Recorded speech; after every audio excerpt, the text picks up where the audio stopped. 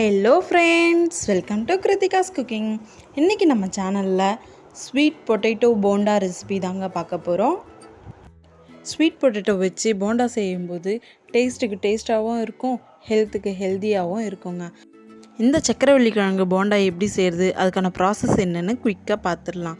அதுக்கு முன்னாடி ஒரு சின்ன ரிக்வெஸ்ட், நீங்கள் நம்ம சேனலை ஃபஸ்ட் டைம் பார்க்குறீங்கன்னா வீடியோ கீழே உள்ள ரெட் கலர் சப்ஸ்கிரைப் பட்டனை ப்ரெஸ் பண்ணிக்கோங்க. கூடவே வர பெல் ஐக்கானையும் கிளிக் பண்ணிக்கோங்க. அப்போ தான் நான் போடுற வீடியோஸ் நோட்டிஃபிகேஷனாக உங்களுக்கு வரும். வாங்க இப்போ வீடியோக்குள்ளே போகலாம்.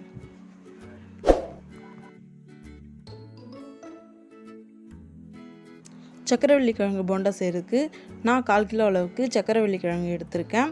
இதை தண்ணியில் நல்லா வாஷ் பண்ணிவிட்டு சின்ன சின்ன பீசஸாக கட் பண்ணி உப்பில் ஆவி கட்டி வேக வச்சு எடுத்து வச்சுருக்கேன். வாங்க இப்போ போண்டா மிக்ஸ் எப்படி செய்கிறதுன்னு பார்க்கலாம். அதுக்கு முதல்ல ஒரு மிக்சிங் பவுலில் 3/4 கப் அளவுக்கு கடலை மாவு எடுத்திருக்கேன். 1 டீஸ்பூன் அளவுக்கு மஞ்சள் தூள் சேர்த்துருக்கேன். அடுத்து 1/4 டீஸ்பூன் அளவுக்கு தனி மிளகாய் தூள் சேர்த்துருக்கேன். டேஸ்ட்டுக்கு தகுந்த உப்பு சேர்த்துருக்கேன். 1 டீஸ்பூன் அளவுக்கு ஓமம் எடுத்து கையிலேயே வச்சு நல்லா நசுக்கிட்டு சேர்த்துருக்கேன். இதெல்லாத்தையும் நல்லா மிக்ஸ் பண்ணி விட்டுக்கலாம். ஒரு விஸ்கரை வச்சு மாவு மொத்தமும் ஈவனாக மிக்ஸ் ஆகிற மாதிரி மிக்ஸ் பண்ணி விட்டுக்கலாம். இப்போ பார்த்தோம்னா மாவு மொத்தம் மிக்ஸ் ஆகிடுச்சு. இப்போ தேவையான தண்ணியை கொஞ்சம் கொஞ்சமாக ஊற்றி போண்டா மாவு கன்சிஸ்டன்சிக்கு நம்ம இப்போ மிக்ஸ் பண்ணிக்கலாம். இப்போ பார்த்தோம்னா போண்டா மிக்ஸ் சூப்பராக ரெடி ஆகிடுச்சு. நான் சொல்கிற இந்த கன்சிஸ்டன்சி இருந்தால் போதும், போண்டா ரொம்ப கிறிஸ்பியாகவும் சாஃப்டாகவும் சூப்பராக வரும். இதை 10லேருந்து 15 நிமிஷத்துக்கு ரெஸ்ட் எடுக்க விட்டுடலாம். 10 நிமிஷம் கழித்து மூடியை ரிமூவ் பண்ணிவிட்டு சோடா மாவு, ஆப்ப சோடா சொல்லுவோம் இல்லையா, அதை 1/4 டீஸ்பூன் அளவுக்கு சேர்த்து மிக்ஸ் பண்ணிக்கிறேன்.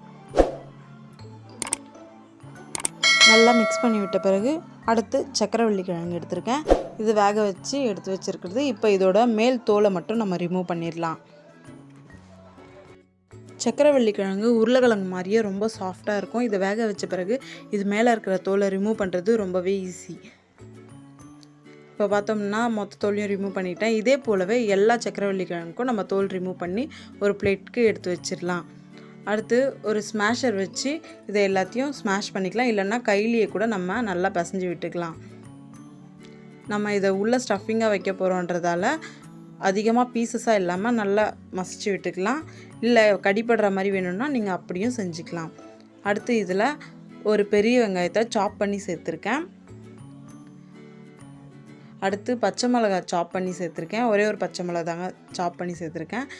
ஒரு கைப்பிடி அளவுக்கு கொத்தமல்லியை சாப் பண்ணி சேர்த்துருக்கேன். ஒரு சின்ன துண்டு இஞ்சியை சாப் பண்ணி சேர்த்துருக்கேன். இது எல்லாத்தையும் சேர்த்து கையிலேயே நல்லா பிசைஞ்சு விட்டுக்கலாம். மஞ்சள் தூள் 1 டீஸ்பூன் அளவுக்கு சேர்த்து எல்லாத்தையும் நல்லா ஈவனாக மிக்ஸ் ஆகி வர மாதிரி பிசைஞ்சு விட்டுக்கிறேன். இந்த ஸ்டஃபிங்கை நல்லா மிக்ஸ் பண்ணி விட்ட பிறகு ஒரு பெரிய நெல்லிக்காய் சைஸ் அளவுக்கு எடுத்து நான் இப்போ உருண்டையாக ரவுண்ட் பண்ணி வச்சுக்கிறேன். இதை கையிலேயே நல்லா ரவுண்டாக உருண்டை பண்ணி வச்சுருக்கேன். இதே போலவே எல்லா ஸ்டஃபிங்கையும் நம்ம உருண்டை பண்ணி எடுத்து வச்சுக்கலாம். அடுத்து நான் சட்னி ரெடி பண்ண போகிறேன். இதுக்கான ஒரு க்ரீன் சட்னி ரெடி பண்ண போகிறேன். இந்த சட்னி ரொம்பவே டேஸ்ட்டாக இருக்கும். இந்த போண்டாக்கு சூப்பர் காம்பினேஷனாக இருக்கும். அதுக்கு முதல்ல ஒரு மிக்ஸி ஜாரில் ஒரு கைப்பிடி அளவுக்கு புதினா சேர்த்துருக்கேன். அடுத்து ஒரு கைப்பிடி அளவுக்கு கொத்தமல்லி, ரெண்டுத்தையும் ஈக்குவலாக சேர்த்துருக்கேன். ஒரு சின்ன துண்டு அளவுக்கு இஞ்சியை பொடிசாக சாப் பண்ணி சேர்த்துருக்கேன். ஒரு பச்சை மிளகாயை பீசஸாக கட் பண்ணி சேர்த்துருக்கேன். அடுத்து இந்த சட்னிக்கு தேவையான உப்பு சேர்த்துருக்கேன். அரை எலுமிச்சை பழத்தோட சாறை சேர்த்துருக்கேன். அடுத்து 2 டீஸ்பூன் அளவுக்கு உடைச்ச கடலையை சேர்த்துருக்கேன். உடைச்ச கடலைக்கு பதில் நீங்கள் வேர்க்கடலையை கூட சேர்த்துக்கலாம். இதெல்லாத்தையும் சேர்த்து இப்போ நல்லா மிக்சியில் அரைச்சி எடுத்து வந்துடலாம். கொஞ்சமாக தேவைக்கேற்ற தண்ணியை விட்டு மிக்சியில் அரைச்சி எடுத்து வந்துடலாம். இப்போ பார்த்தோம்னா சட்னி ரெடி ஆகிடுச்சு. உப்பு டேஸ்ட் பார்த்துக்கின்னு இது தாளிப்பெல்லாம் கொடுக்கணுன்னு அவசியம் இல்லைங்க, அப்படியே சாப்பிட்டுக்கலாம். அடுத்து போண்டா போடுறதுக்கு ஒரு கடாயில் டீப் ஃப்ரைக்கு சரிப்படா எண்ணெய் ஊற்றி வச்சுருக்கேன். ஸ்டவ்வை மீடியம் ஃப்ளேம்லேயே தாங்க வச்சு எண்ணெயை சூடு பண்ணணும்.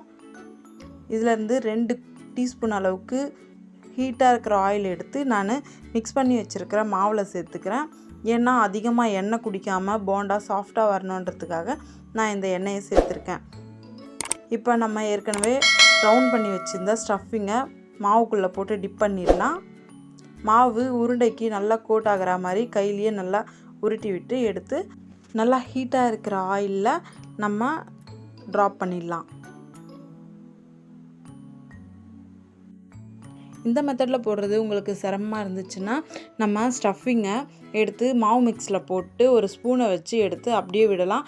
போண்டா பர்ஃபெக்டான ஷேப்பில் கண்டிப்பாக வரும். இதை நீங்களும் ட்ரை பண்ணுங்கள்.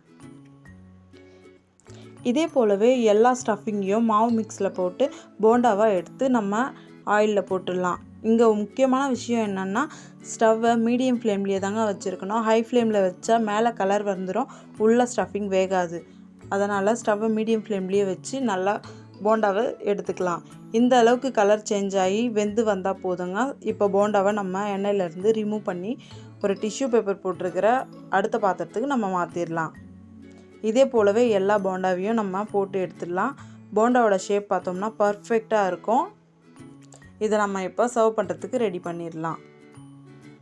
ஃப்ரெண்ட்ஸ், நான் இங்கே ஒரு முக்கியமான விஷயத்தை உங்ககிட்ட சொல்ல விரும்புகிறேன். நம்ம மாவு மிக்ஸ் பண்ணோம் இல்லையா, போண்டா மேலே லேயரான மாவு மிக்ஸ் இருக்கு இல்லையா, அதில் 3/4 கப் அளவுக்கு கடலை மாவும் 1/4 கப் அளவுக்கு அரிசி மாவும் சேர்த்துருக்கேன். அரிசி மாவுக்கு பதிலாக நீங்கள் கார்ன்ஃப்ளவர் கூட சேர்த்துக்கலாம். ஆனால் மைதாவை மட்டும் சேர்த்துக்காதீங்க. அரிசி மாவு சேர்க்குற வீடியோ கிளிப் ஆனது மிஸ் ஆயிடுச்சு, சாரி. அதனால் நான் வீடியோவில் சொல்ல மறந்துட்டேன். அதனால தான் லாஸ்ட்டில் சொல்லிகிட்ருக்கேன். இப்போ பார்த்தோம்னா போண்டா மேலே கிறிஸ்பியாகவும் உள்ளே சாஃப்டாகவும் சூப்பராக வந்திருக்கு. இதை நம்ம ரெடி பண்ணி வச்சுருக்கிற க்ரீன் சட்னியில் டிப் பண்ணி சாப்பிடும்போது டேஸ்ட் ரொம்ப சூப்பராக இருக்கும். இதை நீங்களும் மிஸ் பண்ணிடாமல் வீட்டில் ட்ரை பண்ணி பாருங்கள். இந்த வீடியோ உங்களுக்கு பிடிச்சிருந்துச்சுன்னா லைக் பண்ணுங்கள், ஷேர் பண்ணுங்கள், கமெண்ட் பண்ணுங்கள். கிருத்திகாஸ் குக்கிங்கை சப்ஸ்கிரைப் பண்ண மறந்துடாதீங்க. தேங்க்யூ.